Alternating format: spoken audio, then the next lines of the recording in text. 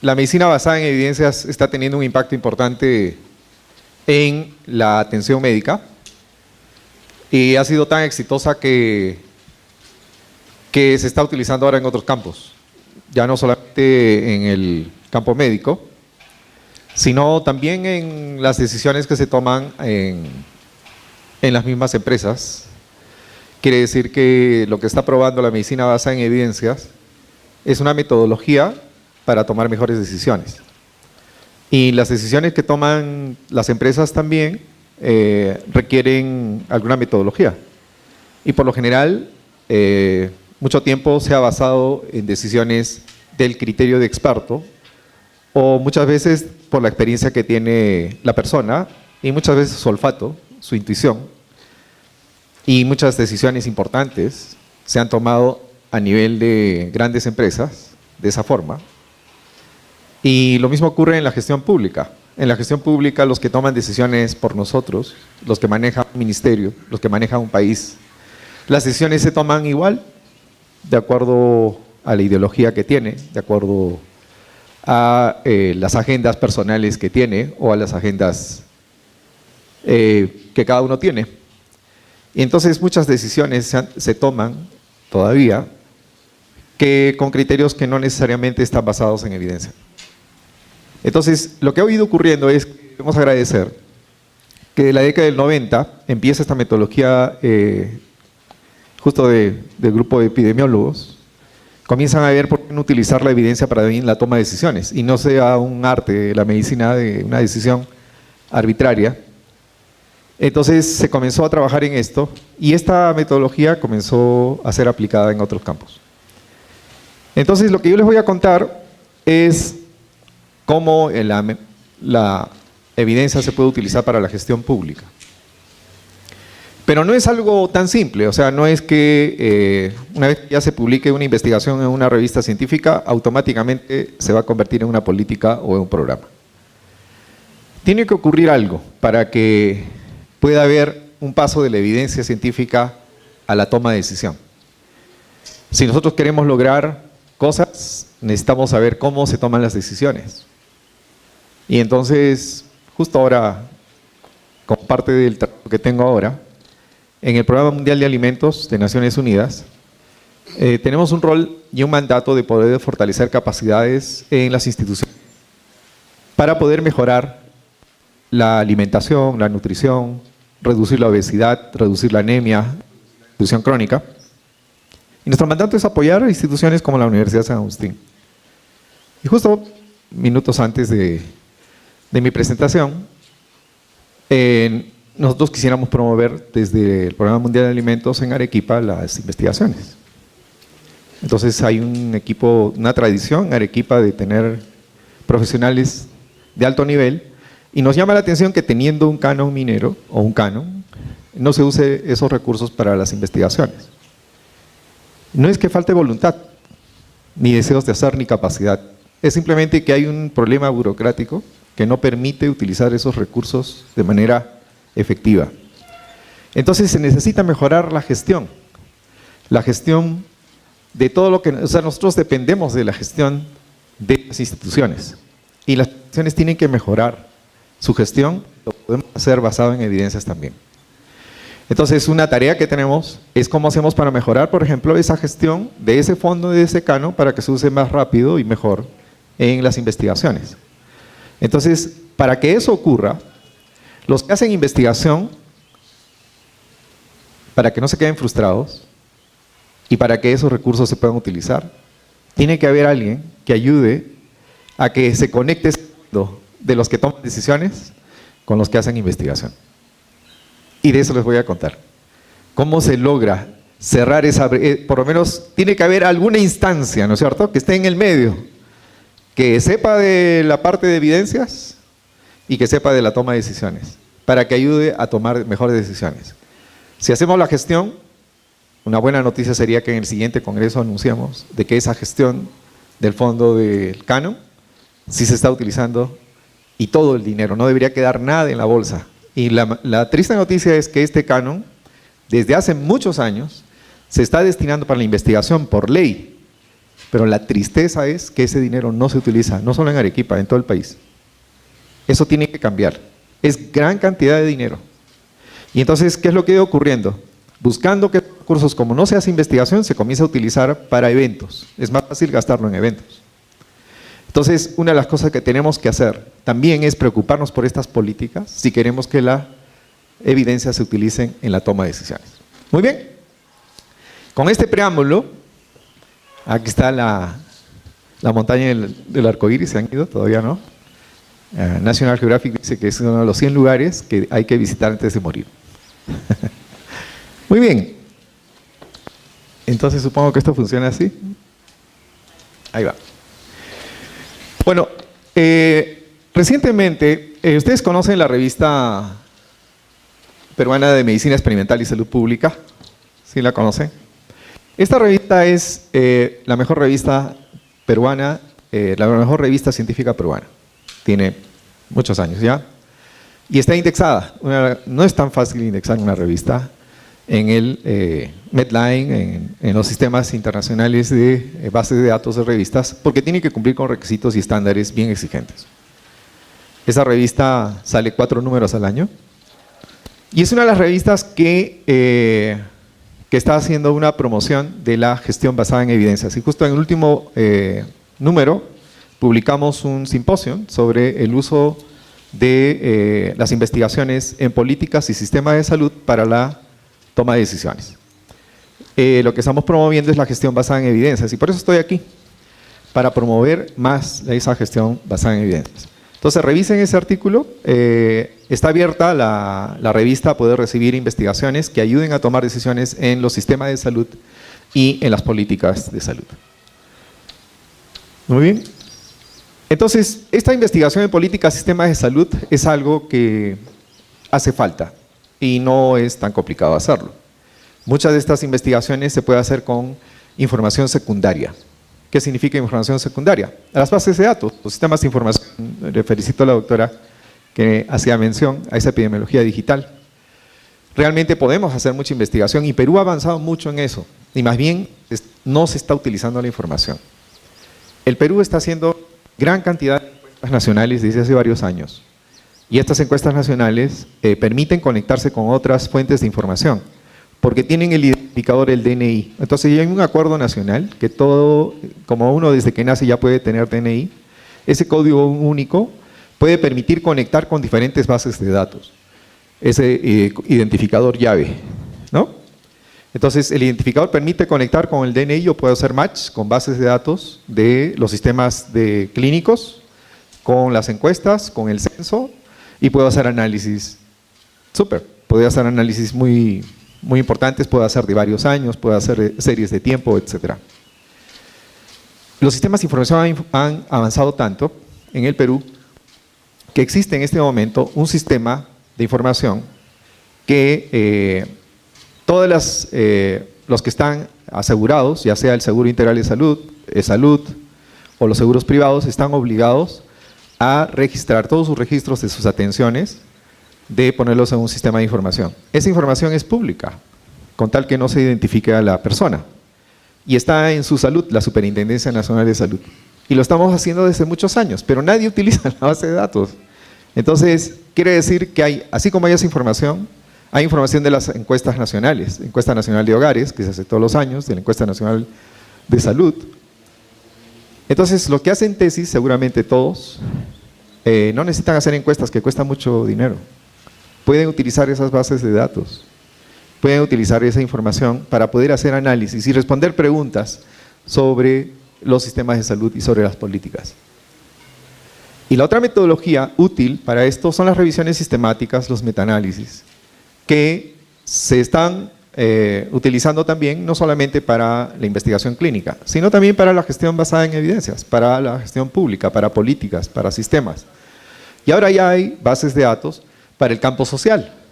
Hay cada vez más investigaciones y más revisiones sistemáticas en el campo social para la política social. Entonces este mundo está creciendo y es una oportunidad para poder hacer mejor las cosas. Muy bien, entonces la gestión basada en evidencias significa que las evidencias producto de investigaciones Puede fortalecer el sistema de salud, intervenciones más efectivas, menos complejas, y podemos tener un sistema más efectivo, eficiente, equitativo y de mejor calidad. Para esto se hace. Muy bien, ¿cómo se hace? Eso es lo más difícil. ¿Cómo asegurar el uso de las evidencias? Miren, hay mucha evidencia, pero se usa poco. Entonces, la pregunta es ¿cómo hacer para que se puedan utilizar las evidencias? No es tan simple. Porque la toma de decisiones en el tema de políticas públicas tiene que ubicarse en un proceso político. Un proceso político significa que para que algo se haga tiene que entrar a la agenda del político, del que ha entrado a tomar decisiones. Y para que entre a la agenda, no es que yo publico en una revista científica y ya va a entrar a la agenda, no es así. Tiene que haber algo y alguien que hace un trabajo para poder lograr que esto entre a la agenda. Alguien que haga el análisis del problema y plantee soluciones, y alguien que haga un análisis de actores. ¿Por qué? Porque para colocar en la agenda hay tantos intereses, entonces hay intereses que están a favor y en contra de esa evidencia. Una evidencia muchas veces va a afectar intereses de grandes laboratorios, por ejemplo.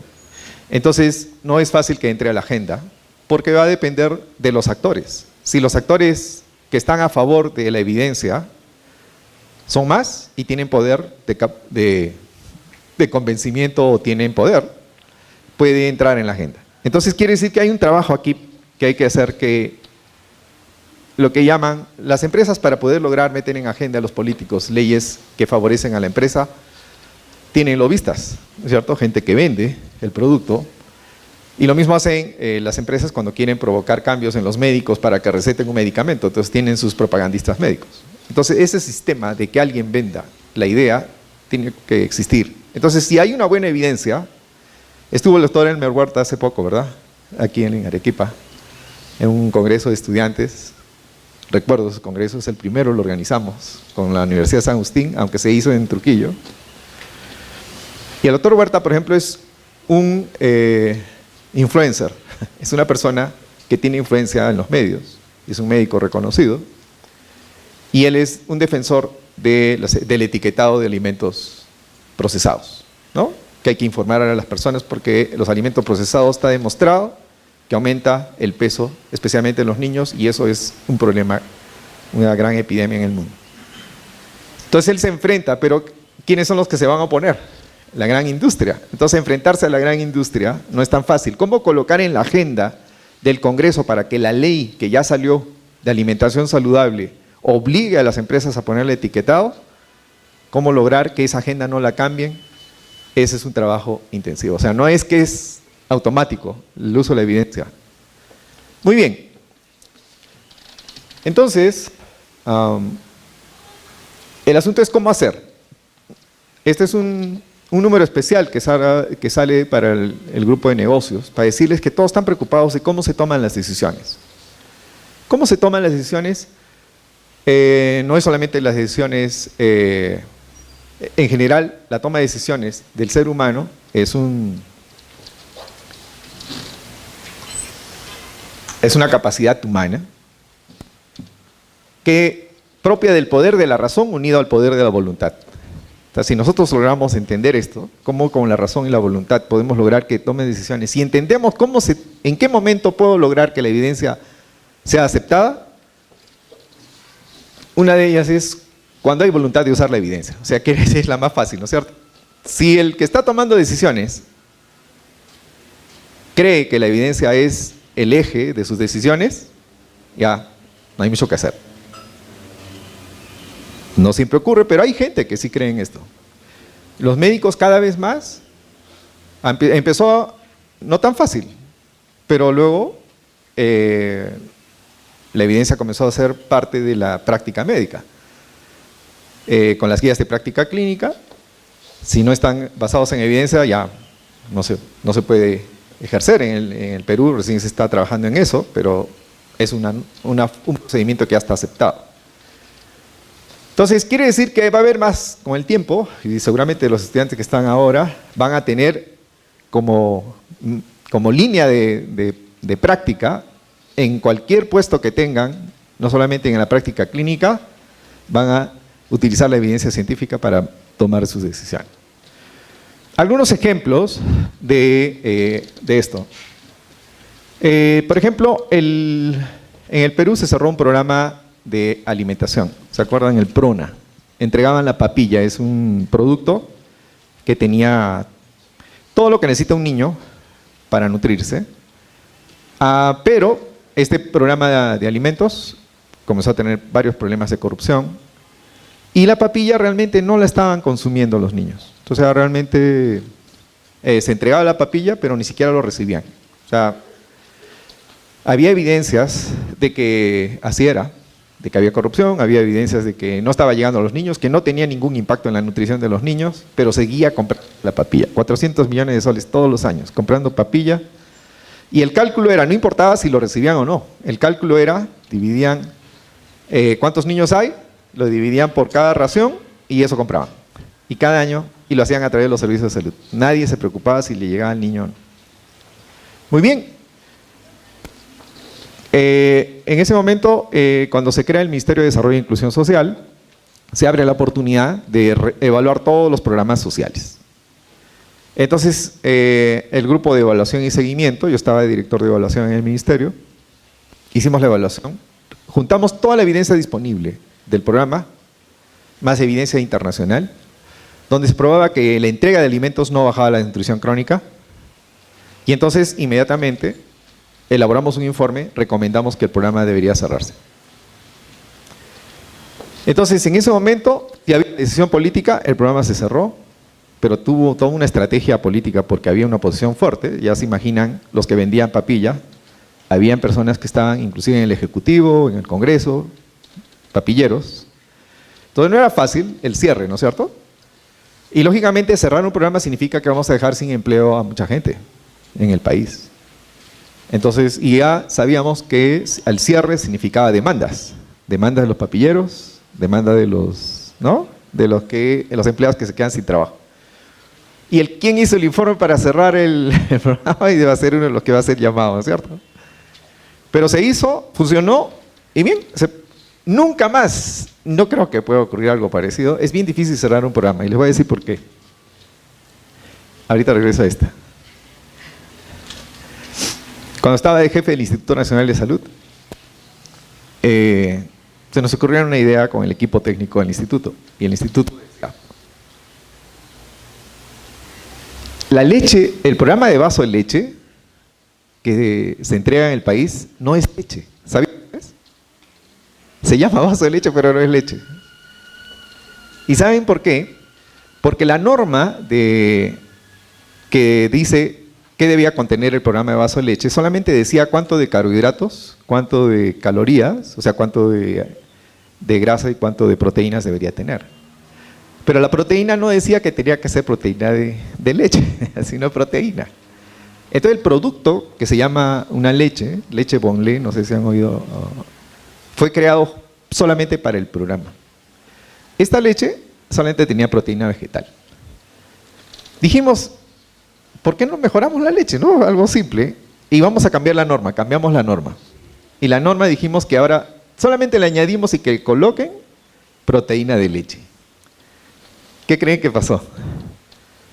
Las madres del vaso de leche salieron a la calle a protestar que le estábamos cambiando el producto. Entonces uno ingenuo, no cree que las madres van a estar felices porque van a recibir un mejor producto, pues, ¿no? Y no, salieron a la calle a pedir mi cabeza, querían que me vaya. ¿Por qué? Porque ellos decían de que cambiando el producto lo hacían más caro, entonces iban a cerrar el programa. Pero era un cuento, porque al final, cuando vinieron la carta de reclamo del vaso de leche, llegaba la carta de la leche Gloria al mismo momento diciendo que estaban preocupados por esa norma. Finalmente, esta presión duró y la norma la derogaron. Realmente no la derogaron. Pidieron que nosotros nos rectifiquemos, que nos quiera rectificar si era técnico, ¿no? Entonces, simplemente la pusieron en suspensión. O sea, quiere decir que simplemente se echó para atrás. Y ese programa, que no tiene ningún impacto de ningún tipo, sigue. ¿Por qué? Porque las madres salen, si es que no. Entonces, no es tan fácil aplicar la evidencia en la gestión, en las decisiones. Este es otro ejemplo. Ustedes han oído hablar del Tratado Transpacífico, ¿sí? El Tratado Transpacífico era un tratado con varios países para poder un acuerdo comercial. Pero había tomado casi más de 2 años la negociación, porque en el tema de salud, uno de los problemas era de que Perú no aceptaba que los datos de protección de prueba de los medicamentos biológicos se amplíe a 12 años.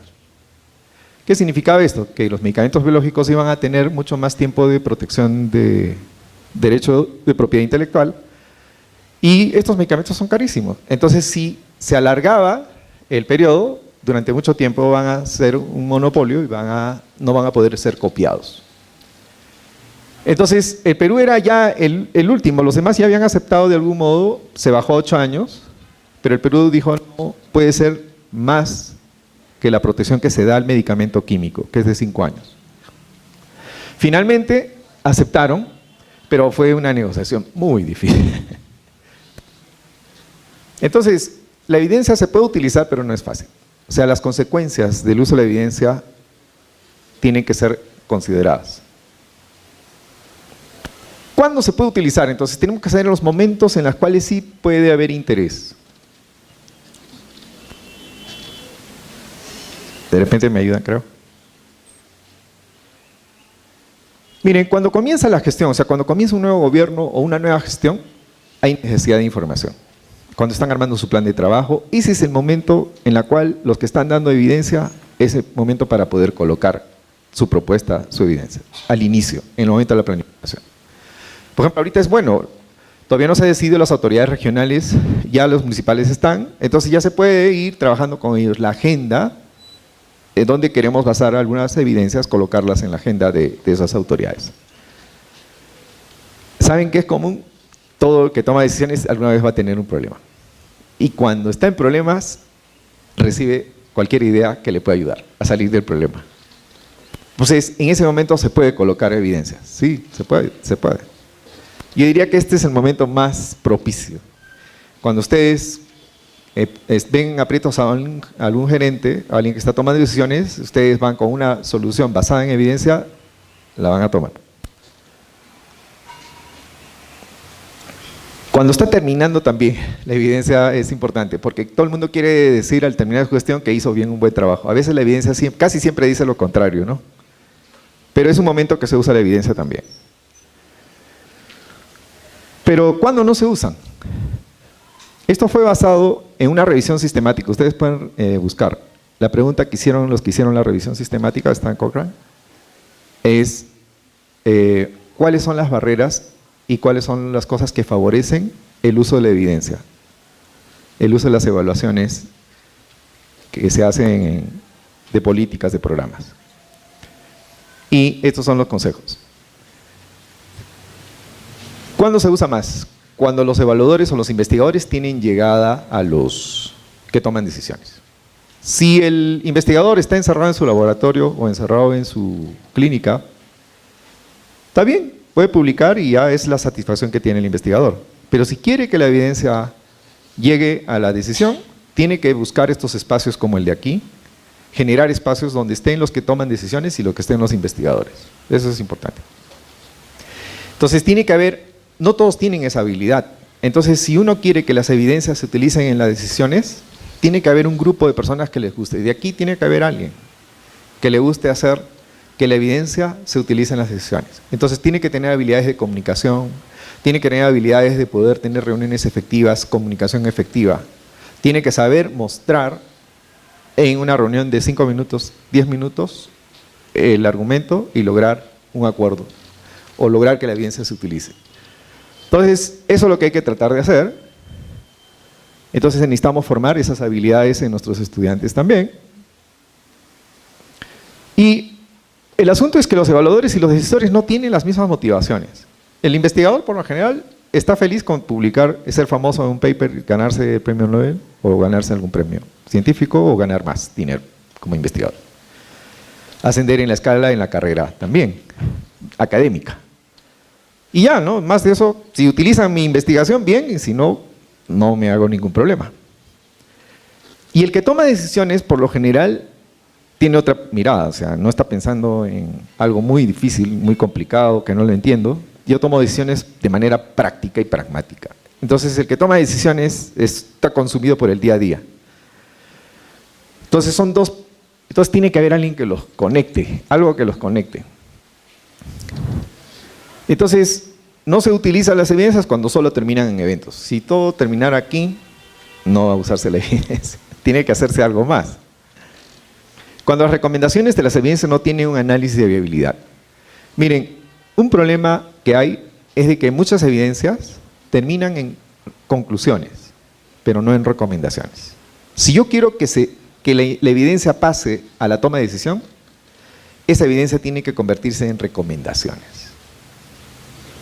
Y la recomendación es un proceso no tan simple.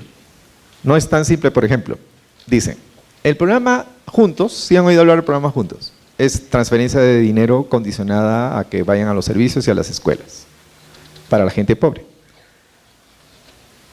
Entonces se hace la evaluación del programa y dice, el programa no está bien focalizado porque no está llegando a todos los que necesitan y está llegando a personas que no necesitan, que tienen propiedades, y están recibiendo el dinero. Eso se llama mal focalizado. ¿Cuál sería la recomendación? Focalizar mejor. Con eso no hacen nada, o sea, quiere decir que la recomendación tiene que tener un trabajo adicional. Y el investigador, como no tiene experiencia de gestión, no va a poder recomendar. Entonces tiene que haber alguien que tiene experiencia de gestión y que tiene que entender la investigación y la evidencia para que haga una recomendación basada en la evidencia. Ese proceso de recomendación tiene que haber un análisis adicional, porque cualquier recomendación tiene consecuencias. Esa recomendación va a necesitar dinero, esa recomendación va a necesitar algún tema técnico, esa recomendación va a depender si hay aceptación. Miren, sacamos la norma para mejorar la leche y la gente salió a la calle, ¿entienden? O sea que cualquier recomendación va a tener implicancias políticas, económicas, técnicas y sociales. Entonces, ese es el otro punto. Muy pocas recomendaciones bien hechas hay. Entonces necesita alguien que haga esa gestión de la evidencia. A eso le llamo gestión de la evidencia. Esas personas que se encargan de poder traducir toda esta evidencia científica para que los que toman decisiones lo hagan. La gestión de la evidencia, entonces, significa que yo necesito generar un sistema que no se base solamente en la generación de evidencia, sino que generar un sistema que provoque el uso de la evaluación, el uso de las investigaciones. Entonces, la gestión de la evidencia es eso, hacer de que debemos hacer más esfuerzos para que la evidencia que ya existe se utilice más. Y para eso tenemos que hacer varias cosas. No es el objetivo de esta charla, pero lo que quiero decirles es de que necesitamos formar gente que haga gestión de la evidencia. Y les podemos ayudar a la universidad a formar eso. Nosotros tenemos cursos ya diseñados con la Universidad Católica, la Pontificia de Lima, donde podemos trasladarlos aquí y convertir y formar dentro del grupo en la facultad, podemos formar cómo se hace esto, enseñarles una metodología. Muy bien. Ajá, la anterior. Gracias. Entonces, ¿cómo juntamos la academia con los que toman decisiones? Eso es lo que queremos hacer. Si la universidad puede tener ese rol, sería una maravilla. Y vamos a lograr que cada vez más se tomen decisiones y mejoren las políticas y los programas. Pero para eso tenemos que ubicarnos. O sea, si está comenzando, o sea, todavía no hay nada de hecho, entonces tenemos que empezar con la priorización, localización, intervenciones efectivas, metas. Yo les comentaba ahora rápidamente en intermedio a los profesores de la universidad la posibilidad de que, por ejemplo, nos preparemos mejor a las emergencias. Entonces lo que hay que hacer es medir primero cuál es la situación de la preparación que tienen los municipios, las provincias ante las emergencias. Defines el área, la brecha, y luego haces un plan de mejora. Entonces, nuestra investigación contribuye a algo positivo, ¿me entienden? Eso es, pero depende, si está empezando, si ya está el proyecto o el programa ya comenzó, entonces tenemos que evaluar su impacto para ver si está funcionando y hacer los ajustes. La evidencia, entonces, va a depender en qué momento del ciclo estamos. Si está al inicio, si está al medio, si está al final. Muy bien. Y lo más importante es que cuando sabemos que el éxito de esta evidencia está teniendo resultados, recomendaciones implementadas, mejoras o ajustes realizados, propuestas de política, programas, intervenciones o instrumentos implementados. Muy bien. Ejemplos, que es lo que creo que puede ilustrar mejor. Miren, esta es una publicación que políticamente los políticos no han dejado que esta información circule. Esto está publicado en Lancet, o sea, es una revista científica, donde hicieron una clasificación de los países sobre la mejora de la salud en 33 indicadores de salud. Y miren, hicieron una evaluación entre el 90 y el 2015, y el Perú es el que ocupó el primer lugar en mejorar los indicadores en el país. Nadie sabe eso. Si el primer país, el mejor país que ha provocado un cambio, una mejora de indicadores, y ha tenido progresos en 22 indicadores. Ha sido un desempeño importante. Si me ayudan, de repente no sé si me están ayudando o tengo que mover. Gracias. A pesar que Perú tiene el más bajo PBI en salud. Entonces quiere decir que es un sistema eficiente, porque está teniendo impacto en los indicadores con poca plata. La pregunta es, ¿qué más pasaría si tendríamos más dinero? ¿No es cierto? Miren, por ejemplo, el gasto en salud per cápita, estos son datos oficiales, están en bases de datos, ¿no? Año 2014, Chile, $1.137, Argentina, $605, Cuba, $817, Brasil, $947, per cápita. Uruguay, 1.442. Miembros de la OCDE, Perú quería entrar, no sé si todavía quiere, $4.741 per cápita. Y Perú, estamos más o menos en $359. Bien, retrocedemos un poquito, por favor. Miren, uno de los indicadores que más impacto ha tenido y que es reconocido en el mundo, que tampoco es muy difundido por el tema político que vivimos, ¿no? Pero hay cosas buenas que hacemos. Perú ha sido el país que mejor ha reducido la desnutrición crónica en el mundo y es reconocido por fundaciones como Bill Gates y el Banco Mundial. Son dos publicaciones que preguntan cómo el Perú ha logrado esto. Porque hay que enseñar a otros países, porque los otros países no pueden hacerlo. La desnutrición crónica es difícil de reducir. Y el Perú lo ha hecho. La siguiente. Y entonces aquí podemos ver cómo la desnutrición crónica ha caído. Y miren, 15 puntos porcentuales en 8 años. Es impresionante. Entonces la pregunta es, ¿cómo lo ha hecho? ¿Cierto? Y la respuesta es, con política basada en evidencias científicas. O sea, tenemos mucho que enseñar. Y sabemos cómo se hace. Y podemos enseñar a otros países. Y el Perú estamos preparando con el Programa Mundial de Alimentos, junto con Cancillería y con los Ministerios de Salud y MIDIS, cooperación sur-sur a otros países. Entonces vamos a ofertar cómo se hace una política de reducción de desnutrición crónica en otros países. Entonces estamos exportando. Muy bien. ¿Por qué digo basado en evidencias? Hay un marco de resultados y lo que se coloca aquí está basado en evidencias. Y felizmente Lancet contribuyó mucho.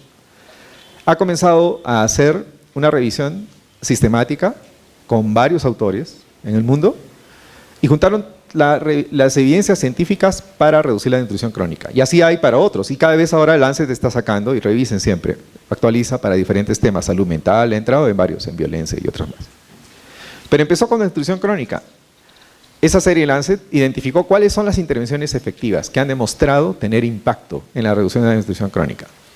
Entonces, en diferentes modelos, ¿no? Tienes el agua, ya está demostrado que el agua y saneamiento, las vacunas, el acceso a alimentos, lógicamente, y sistemas de atención médica, CRET. Bueno, todas esas intervenciones efectivas identificadas se colocaron en un marco de resultados. Pero, ¿qué es lo más importante? Cuando uno quiere hacer política pública, si lo que está aquí no está en el presupuesto, no sirve. Entonces, lo que se hizo fue identificar todas las intervenciones efectivas, micronutrientes, consejería, suplementos para gestantes, y en cada revisión lo bueno es que se sabe cuánto de cambio produce. Si yo aumento la cobertura, o sea, personas que reciben la intervención, yo puedo predecir, por el indicador de resultado, puedo predecir cuánto voy a evitar la desnutrición crónica. ¿Ya? Entonces, ¿cuál es el ejercicio? El ejercicio consiste en aumentar las metas de coberturas de intervenciones efectivas. ¿Por qué es más importante que los políticos se comprometan con aumentar las metas de coberturas de intervenciones efectivas? Y no solamente con el resultado final. Por ejemplo, han oído hablar de hambre cero, de desnutrición cero, ¿no? Esa meta es política, eso no significa nada, es una intención. Pero el compromiso de una meta de cobertura de intervención efectiva tiene implicancias presupuestales. Porque si yo digo, voy a aumentar en 10% el agua, significa que voy a poner dinero para aumentar el 10% el agua, porque no hay otra forma. ¿Se dan cuenta? Tener intervenciones efectivas permite calcular entonces el costo. ¿Cuánto significa aumentar la cobertura de esa intervención efectiva en el Perú? Entonces lo que se hizo fue costear. ¿Cuánto cuesta poner vacunas a todos los niños?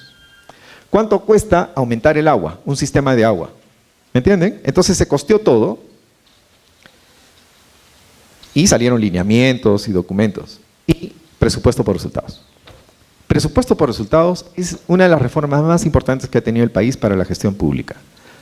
Pero no lo conduce el Ministerio de Salud, lo conduce el Ministerio de Economía y Finanzas. Las grandes reformas se hacen por el Ministerio de Economía y Finanzas, porque son los que tienen el dinero. Entonces el MEF lo que ha hecho es una metodología y solamente financia, aumenta recursos a los sectores y a los gobiernos regionales si es que tienen un presupuesto por resultados. Si no tienen presupuesto por resultados, no reciben dinero adicional. Y el presupuesto por resultados tiene una metodología, el anexo 2, si quieren, revisen el anexo 2 de la metodología de presupuesto por resultados. ¿Cómo se elabora un programa por presupuesto por resultados? El anexo 2 dice que tiene que estar basado en evidencia científica. O sea, solamente se coloca intervenciones que están demostradas científicamente. Y en desnutrición calzó perfecto. Entonces, el programa de presupuesto por resultados, que se llama Programa Articulado Nutricional, lo que tiene es todas las intervenciones efectivas de la serie Lancet, identificadas presupuestalmente, y lo único que tienen que hacer cada año es decir a cuántas personas le van a entregar esa intervención. Y suman, y de ahí sale el presupuesto. Y ese es el dinero que le dan. Y después tiene que mostrar que ha tenido resultado, por eso por resultados. Ya, esto es lo que ha generado el cambio. Porque obliga a que se haga presupuesto por resultados basado en evidencias. Y entonces el Instituto Nacional de Salud tuvo que crear una unidad de gestión basada en evidencias, y el MEF les dio dinero para hacer revisiones sistemáticas, no solo en el campo de la salud, porque ellos están haciendo presupuesto por resultados para educación, para el Ministerio de Desarrollo e Inclusión Social. Y entonces una GES del Instituto Nacional de Salud comenzó a producir evidencia científica para generar nuevos presupuestos por resultados de otros sectores. ¿Se dan cuenta? Esa es la metodología que ha permitido tener este impacto. Y entonces se prioriza, se definen las coberturas y se da el presupuesto, se definen las metas de incremento de coberturas cada año y ya. Esa es la metodología, es la que estamos enseñando. Podemos enseñar aquí en la facultad cómo se hace esto, cómo se hace una programación presupuestal basada en evidencias. Lo pueden hacer para Arequipa, lo hicimos para una región, para la región San Martín. La siguiente, por favor. Ahí va. Miren, la nutrición infantil en San Martín en el 2009 estaba crítica, aumentó, mientras en todos los países estaba cayendo, en San Martín aumentó. La siguiente. Se hizo la metodología, cobertura basal cuántas personas recibían las intervenciones efectivas, cuánto van a aumentar, la meta, se calculó el presupuesto y se empezó a trabajar. La siguiente. Y hay un software para hacerlo, el LIST, que es un software de la Universidad de Hopkins. Y es gratuito, lo pueden bajar de internet. Y este software además tiene para otros tópicos más, y lo que hace es lo siguiente. Todas las intervenciones efectivas están, y el ejercicio, la práctica que hay que hacer es ver cuál es el porcentaje, o sea, cuánta población, qué porcentaje de la población recibe la intervención. En algunos casos han visto que es 0, por ejemplo, el zinc no se entregaba en esa época, ahora ya se está entregando. El zinc es una medida de intervención efectiva, basada en evidencia, y se colocaron las metas para el año. Esa meta se coloca en el sistema, apretan Enter, con otros datos más, y calculamos a qué población va a llegar, cuánto cuesta, y ahora el sistema calcula el presupuesto. Ustedes colocan la meta, se actualiza el presupuesto, o sea, cuánto cuesta cada intervención, apretan Enter y les dicen cuánto dinero necesitan para esa meta que están proponiendo. Y miren lo que pasó en San Martín. Estaba en 26.8%, había aumentado a 28%, ¿se dan cuenta? De 25 a 28, estaba preocupado el presidente regional. ¿Saben quién era el presidente regional? Villanueva, el actual premier. Entonces él cree en esto. Entonces, de 28.2%, él llamó a la cooperación para que le demos apoyo y empezó nuestro basal 26.8%, se empezó con esta metodología. La meta era bajarla a 18% basada en evidencias, y bajó el 2014 y el 2012 había bajado a 16.8%. Funciona. Esto podemos trabajar con ustedes, enseñarles a usar el software, cómo hacer esta gestión basada en evidencias para desnutrición crónica. Muy bien. Otro ejemplo más, con esto termino, el control de la epidemia de Zika. El Zika, miren, en el mundo, y este es de América Latina, de América. Entonces tenemos aquí datos de América Central, este fue el comportamiento entre el año 2015, 2016 y 2017. En verde, América del Sur, altísimo, ¿no? Brasil contribuyó mucho aquí. Y fue un tema crítico. Y veamos qué pasó en Perú. En Perú,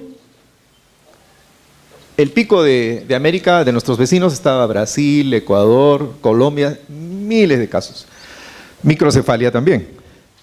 Y Perú no. ¿Por qué creen? Implementamos este sistema de ovitrampas. Retrocedan, por favor. No había una vigilancia del vector en ese tiempo. Ahí estaba de ministro de Salud. No había una vigilancia del vector.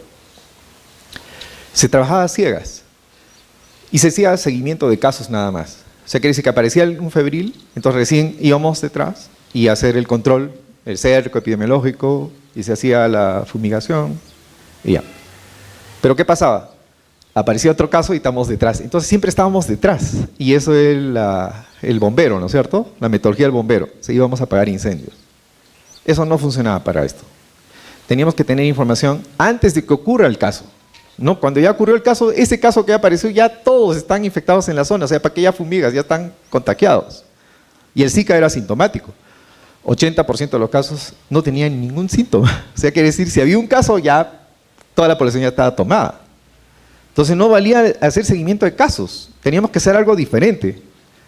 Había que hacer el seguimiento al mosquito. Y el seguimiento al mosquito significa ver la densidad del mosquito en las zonas. Pero ¿cuál era el problema? Que hacer seguimiento al mosquito no es tan fácil. Entonces había una tecnología que ya existía, que se llama la ovitrampa. Ahora sí, la siguiente, por favor.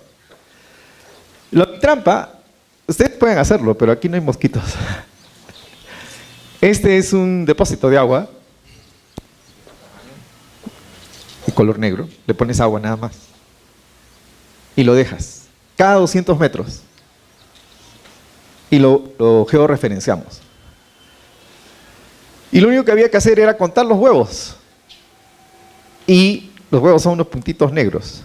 Se pone papel filtro alrededor del balde, se deja la semana, y cada semana se hace el control.